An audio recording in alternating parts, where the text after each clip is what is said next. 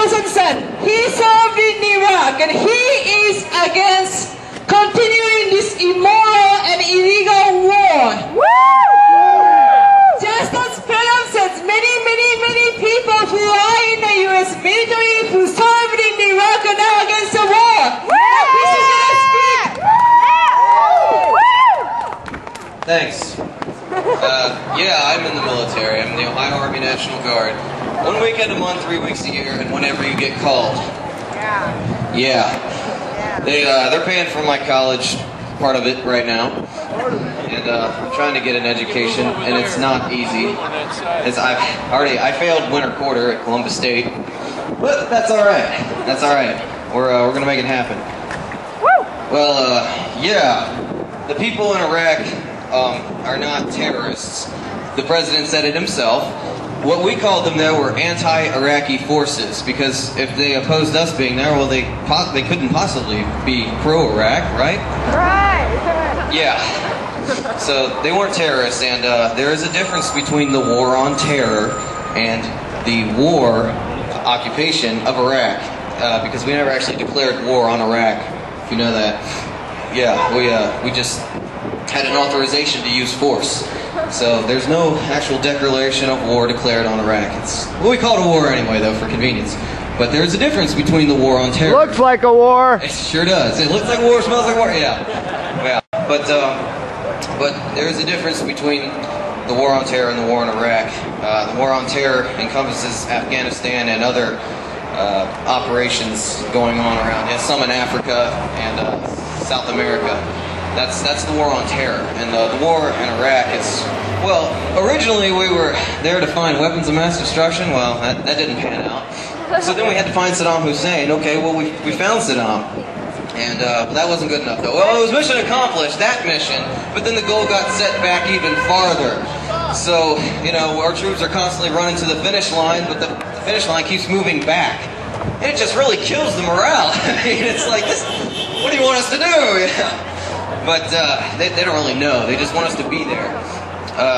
The whole mindset over there was be productive, but not too productive. We don't want to wrap this thing up tomorrow, okay? So just slow down.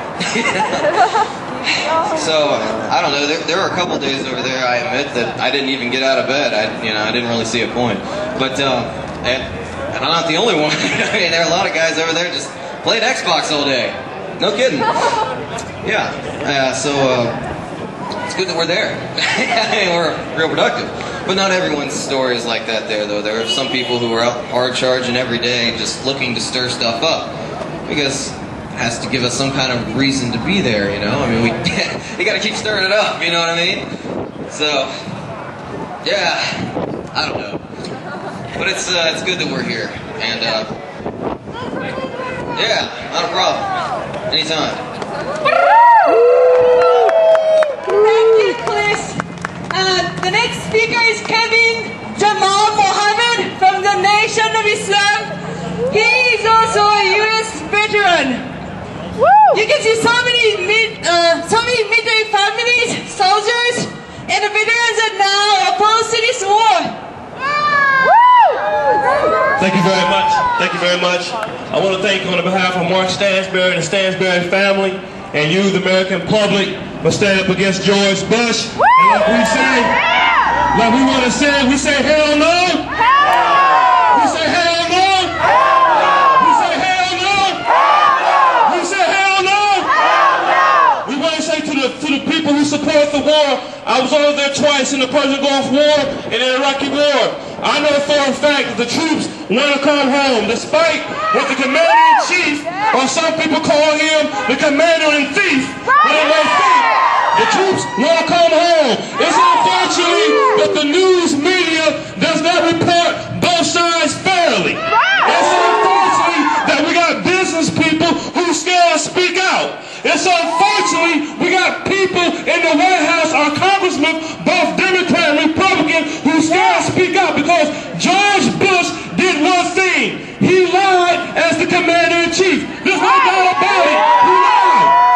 So that's the fact that we got to face. He lied. And what some people call him, like I said, the commander-in-thief. Because he robbed the American people of the truth. He lied to go to mass destruction. I was there for a year. They still have not found weapons of mass destruction. Is that right? I just got back from Walter Reed. Now this is the problem going on Walter Reed, ladies and gentlemen. They now have come up with a policy now. You cannot get into Walter Reed and report what's going on unless you have a login. So this hypocrisy, bureaucracy, fascism in America is going on now. Now they talk about Saddam Hussein being a dictator, but I guarantee you, George Bush and his administration is in a form of dictatorship. And every day as you see, American people, we are losing our rights one by one. In Canada right now, I want you to understand, you cannot have a discussion about what's going on in the government in Canada. But ladies and gentlemen, that's coming here to America. We got to stand up and we got to tell our administration from the State House in Columbus, Ohio, and Ohio to Malcolm's office and to the police force and everybody, we say, hell no! We say, hell no! We say, hell no! Thank you very much. Thank you, Kevin. Now, we need to know what we can do here in Columbus. We need to know what we can do here in Columbus. And Mark D. Stansbury from the Community Organizing Center is going to tell you what's happening in Columbus. You have to. Okay, everybody, the police are coming through because they say we got to keep like a half a foot open for folks to walk down. I don't say they're walking, but just keep the set, keep it open, just keep it going. You're all right. Thank you, officers. Keep on moving. Thank you. You too. Thank you. Thanks. Keep moving. Thank you. All right. I just want to make some quick announcements. Walk like